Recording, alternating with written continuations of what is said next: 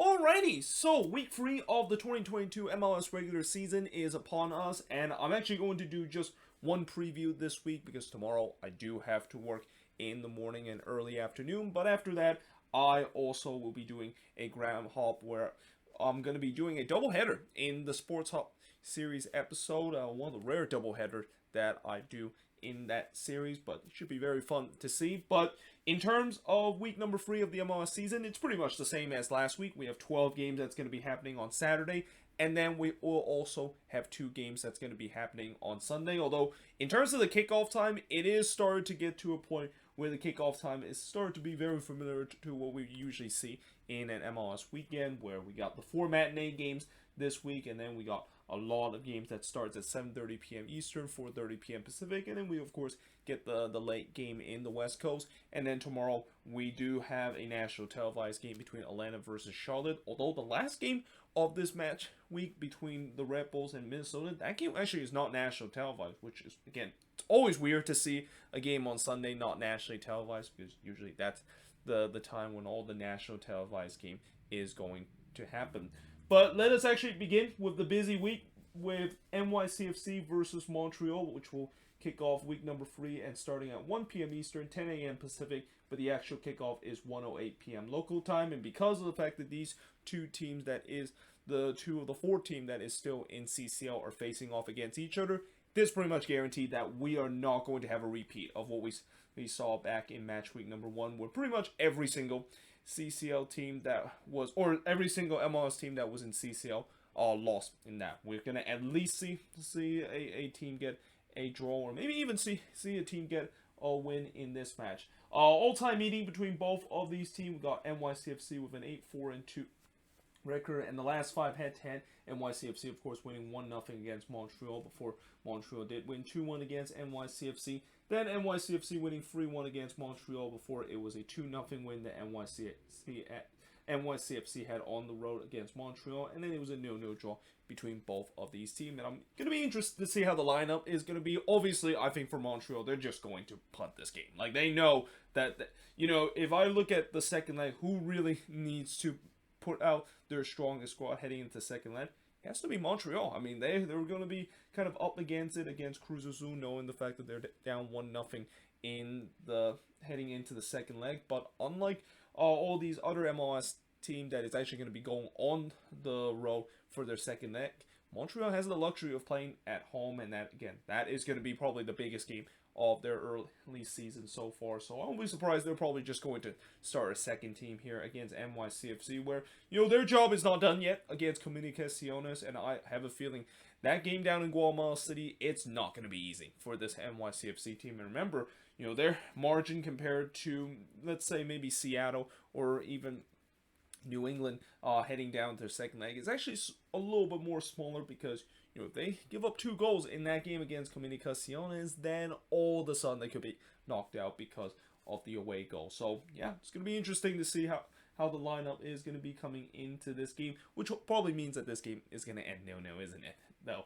But yeah, moving on, we got Columbus versus Toronto. So this game will kick off 30 minutes after this one. In fact, this is one of the 2 games that's going to be kicking off at this time, as this game will start at 1:38, or the actual kickoff time is 1:38 p.m. local time. All-time meeting between both of these teams, it's a 15-13-12 record that Columbus slightly has the advantage over TFC. Last 5 head-to-head matchup, it was Columbus winning 2-1 against Toronto, then TFC winning 2-0 against Columbus.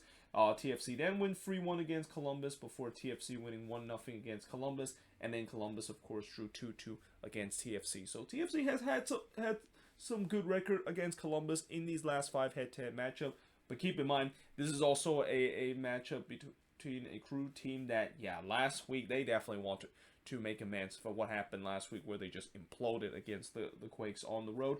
And then TFC also want to make amends of the ugliness they had in their home opener against the Red Bulls, where they got absolutely tattooed in that game, especially in the first half. So yeah, it's going to be interesting to see who, of course, will have a good bounce back week this week.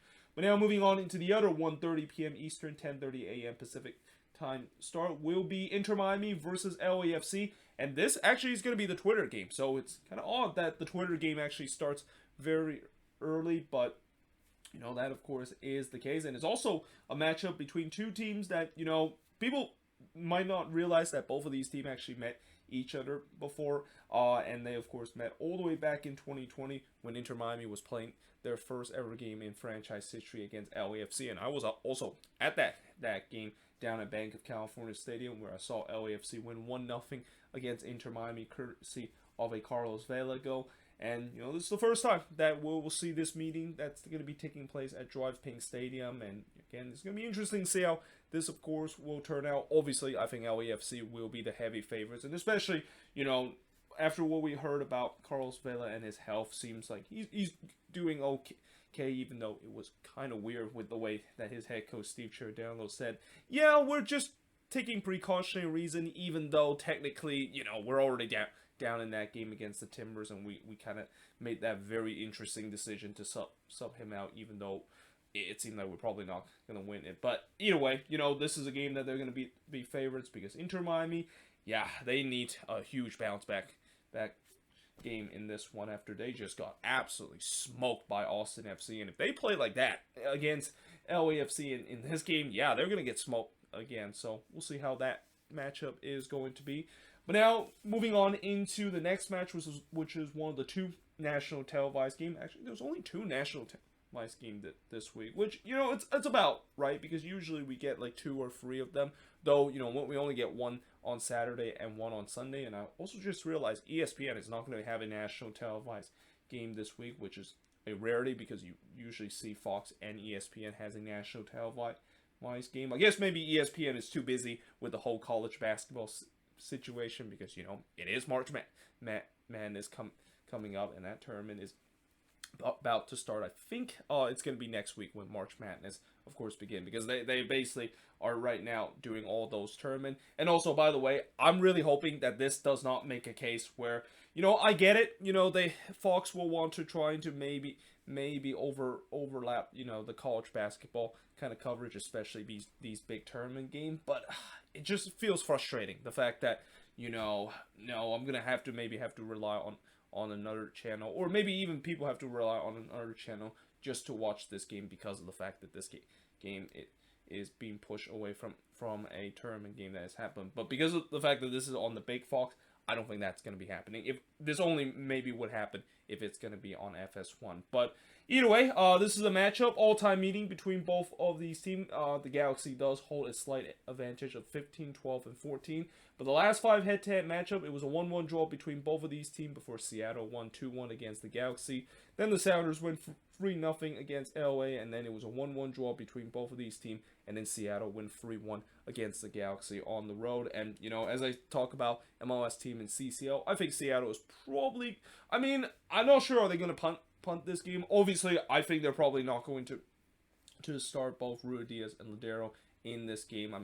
I know that they're still, of course, injured, but I have heard there's rumor that they could still have a chance to come back for that second leg against Lyon. But obviously, again, this is a game where the Sounders are basically punting, and they've been punting their first couple of games. I know it hasn't been the best start for this team, but I am not worried whatsoever, because this is typical of teams that, like the Seattle Sounders, that want to make that deep run and want to make history of becoming the first MLS team to win CCL. You're going to have to sacrifice that with losing a couple of games to start the season. And also, we're going to have your traditional Seattle Sounders second half resurgence, as we have seen before. But for the Galaxy, huge opportunity.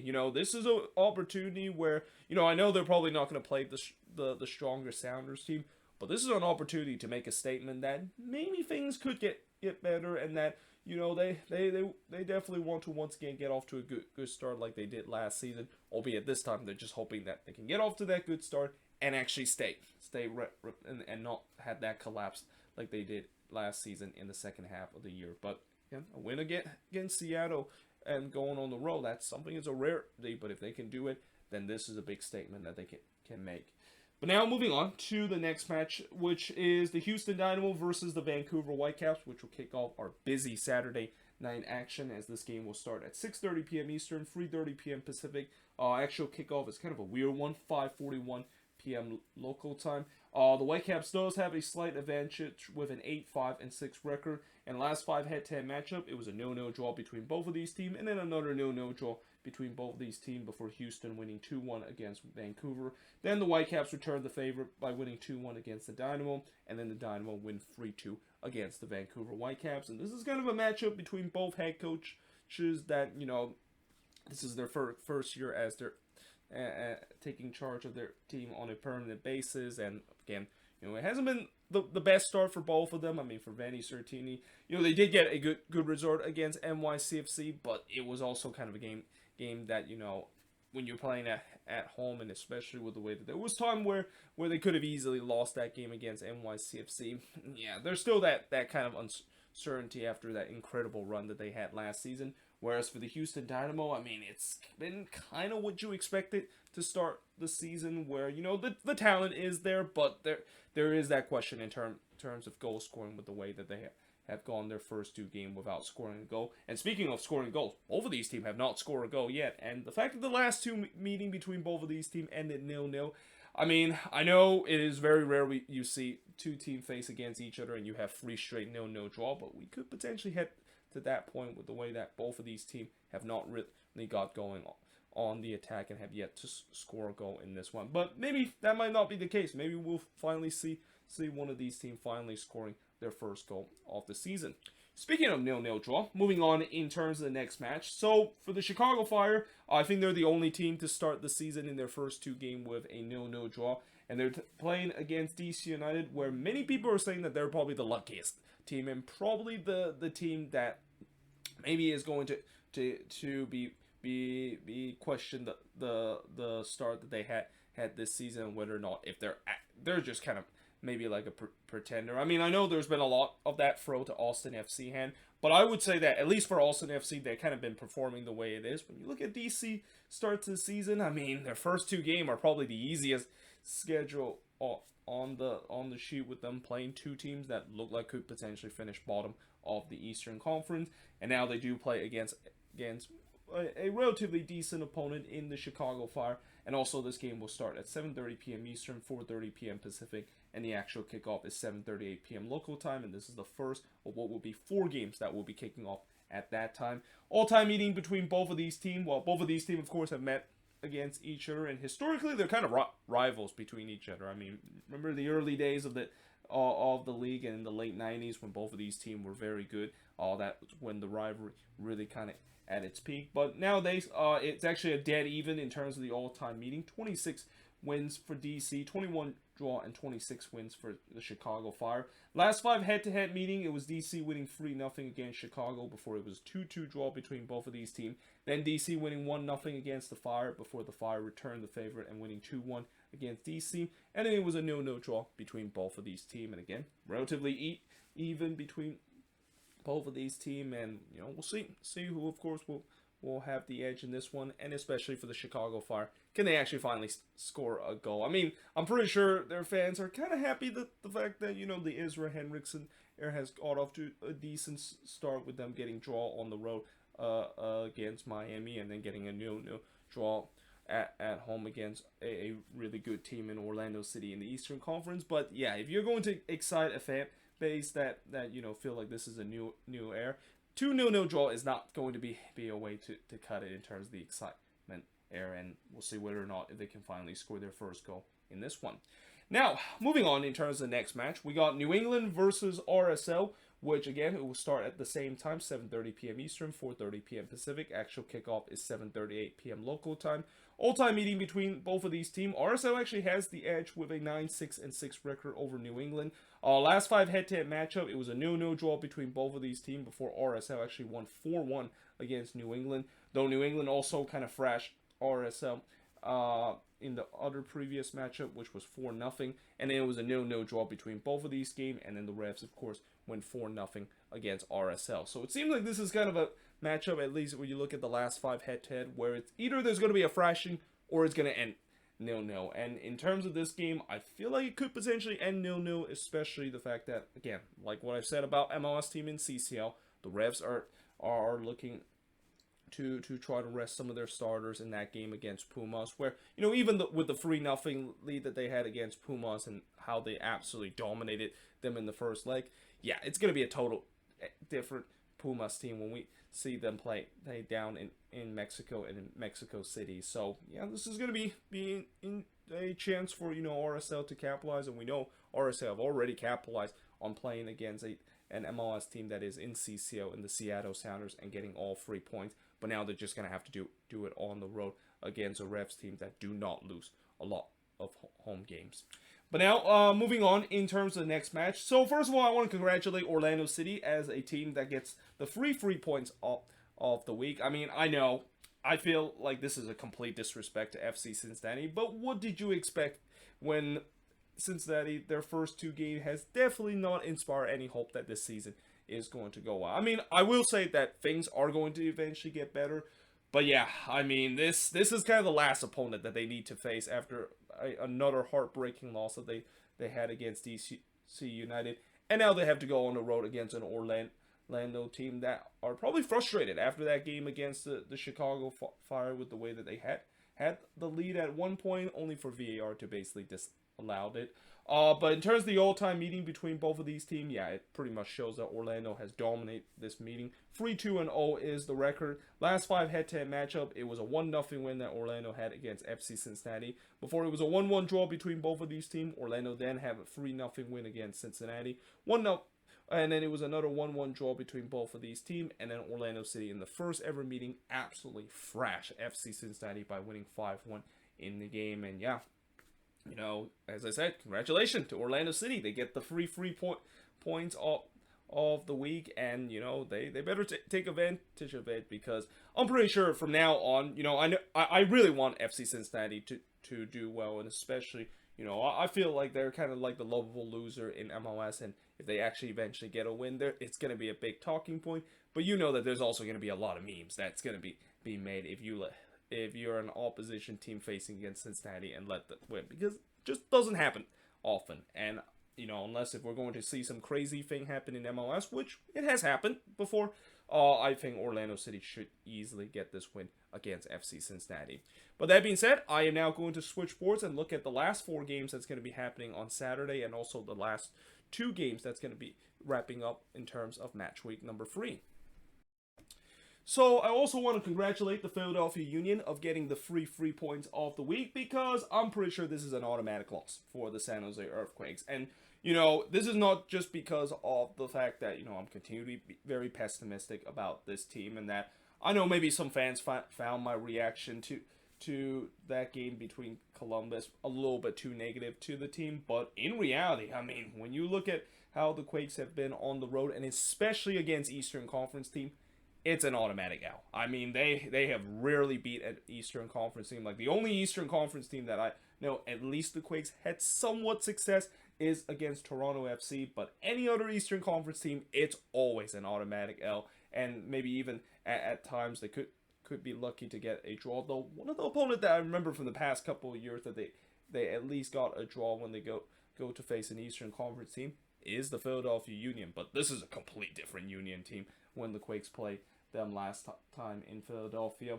But yeah, the Union coming into this game with a 1-1-0 record, while the Quakes have an 0-1-1 record. All-time meeting is actually dead even at 4 apiece. 4 wins for the Union, 4 draw apiece, and then 4 wins for the Quakes.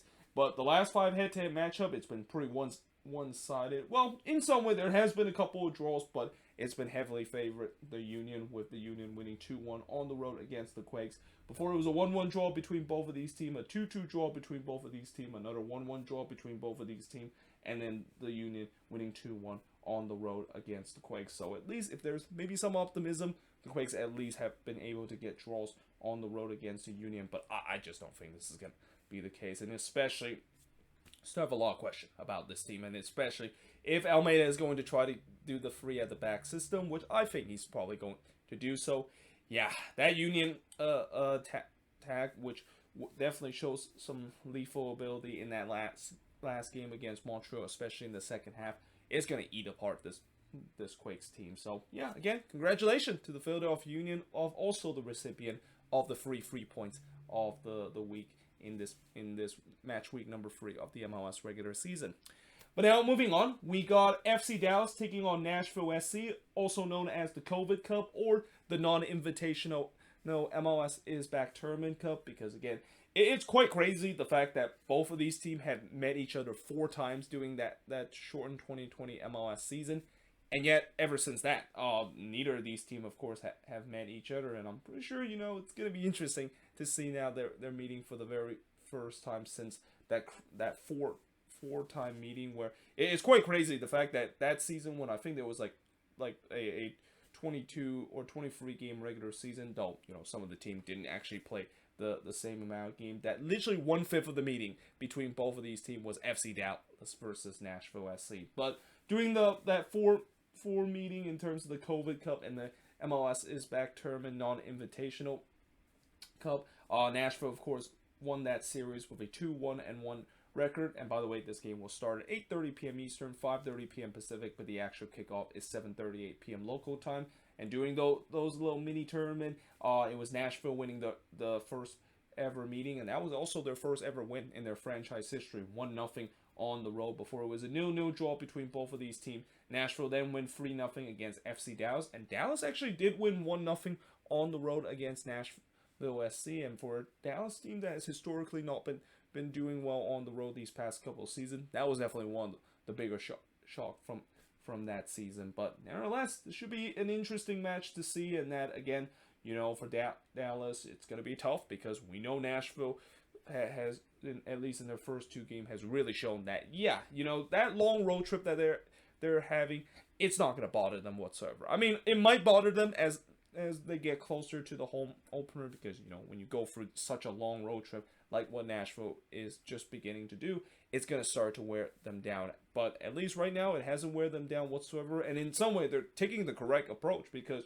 they know that this long road trip to start the season is going to wear them down. So why not take some points in the early in the season, where you can get yourself some good points when you do get into the home opener in May, and you have a lot of home games in the backlog of the schedule.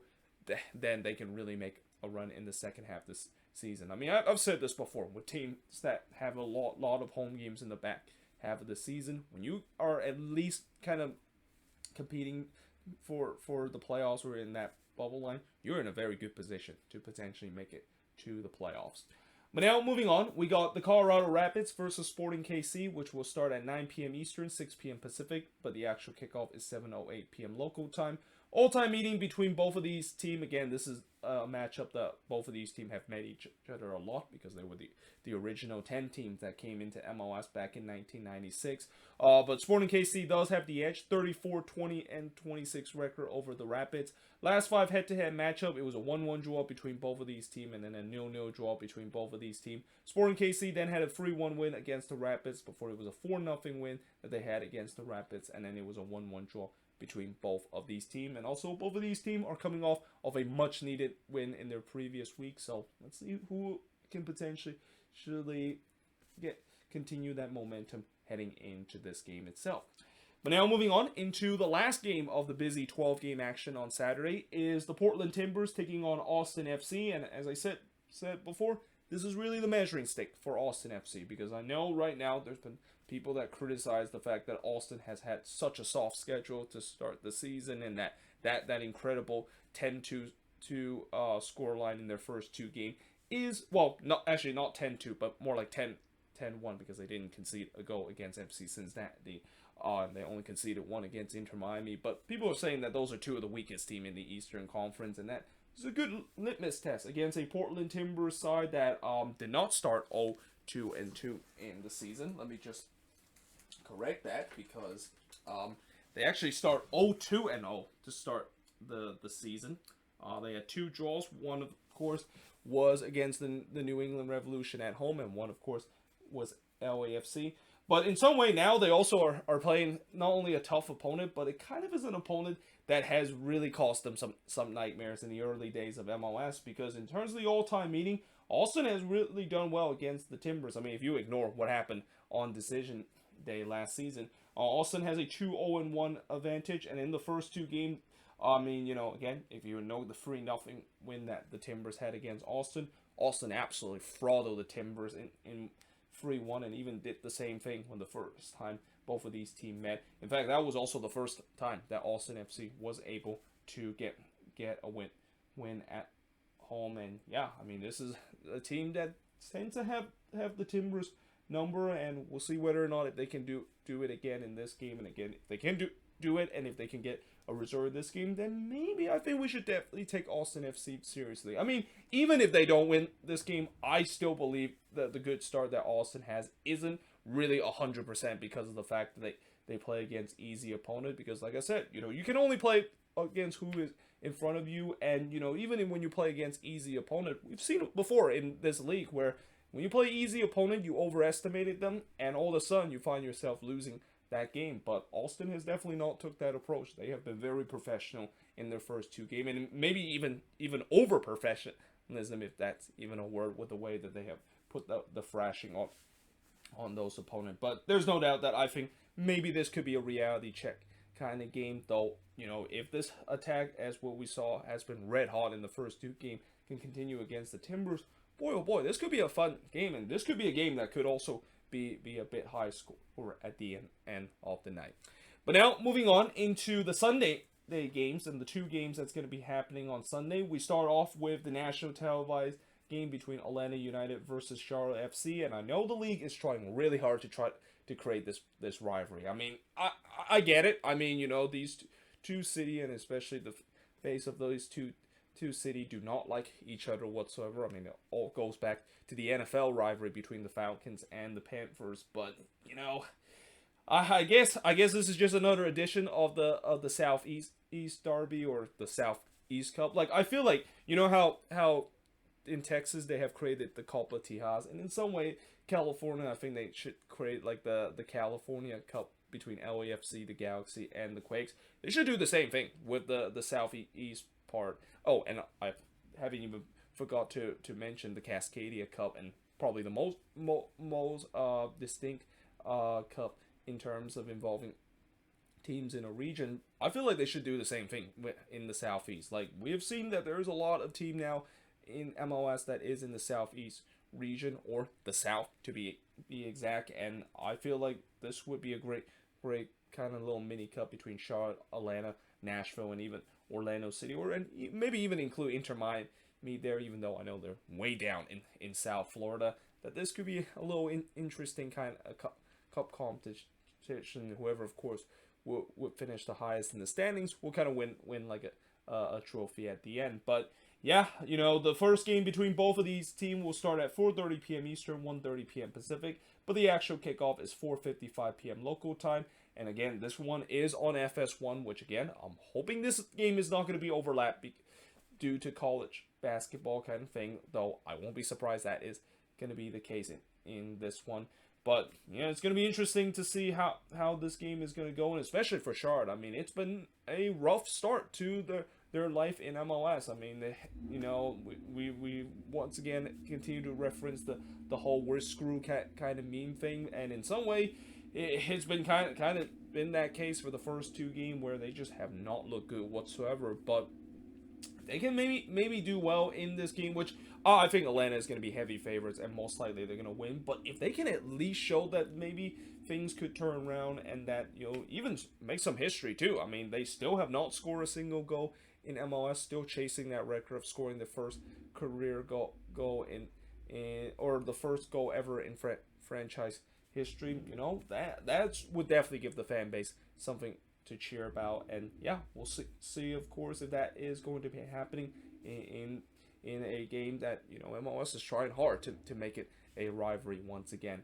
But now, moving on into the last game on the sport, and the last game in terms of match week number 3 is the New York Red Bulls versus Minnesota. So the Red Bulls, of course, a hot start, and probably the most surprising team that is off to a hot start with a 2-0-0 record against a Minnesota team that has drawn their first two games, and both of them was 1-1 draw, as this game will be at 7 p.m. Eastern, 4 p.m. Pacific, but the actual kickoff is 7:08 p.m. local time. All-time meeting between both of these teams. This is only the fourth meeting between both of these teams, with the Red Bulls have a slight advantage, 2-0-1 record. Though in the last three head-to-head matchup, the last ever meeting between both of these teams, which was actually all the way back in 2019, Minnesota was able to win 2-1 on the road against the Red Bulls, before the Red Bulls winning 3-0 against Minnesota, and then the Red Bulls basically win 3-0 again, this time on the road against Minnesota United. But again, that was back when the Loons were still in their expansion year, and that